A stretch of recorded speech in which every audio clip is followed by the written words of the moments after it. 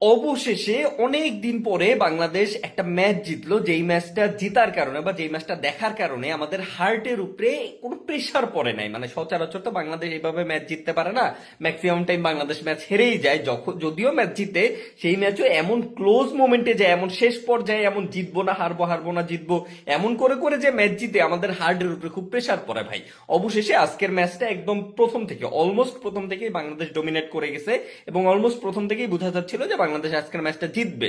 তো আজকের ম্যাচটা জিতার কারণে বাংলাদেশ কিন্তু টি-20 সিরিজটা জিতে গেছে এবং এর আগে বাংলাদেশ টেস্ট সিরিজও জিতছে। এই যে দুইটা সিরিজ বাংলাদেশ জিতলো, এই জন্য বাংলাদেশ ক্রিকেট দলকে অভিনন্দন।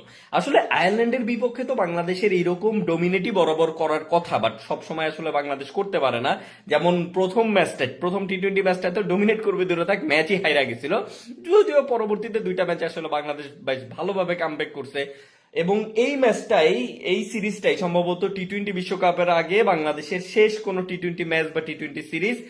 যদিও এর পরে আসলে কয়দিন পরে বিপিএল শুরু হতে যাচ্ছে এবং বিপিএল এও আসলে টি-20 ফরম্যাটে খেলা। সো বাংলাদেশের জাতীয় দলে যতগুলো প্লেয়ার আছে সবাই টি-20 প্র্যাকটিসের মধ্যেই থাকবে। সো এই যে আয়ারল্যান্ডের বিপক্ষে শেষ সময়ে এসে একটা টি-20 সিরিজ জিতলো এবং বিপিএল এ যেই টি-20 প্র্যাকটিসের মধ্যে থাকবে, এই যাবতীয় বিষয়গুলো নিয়ে এই প্র্যাকটিসের মাধ্যমে আশা করতেছি টি-20 বিশ্বকাপে বাংলাদেশ মোটামুটি একটু ভালো পারফর্ম করবে। মানে বিশ্বকাপ জিতা তো বাদই দেন, মোটামুটি যদি একটু ভালো পারফর্ম করতে পারে এই বিষয়গুলো নিয়ে, তাহলেই মনে করেন আমরা খুশি।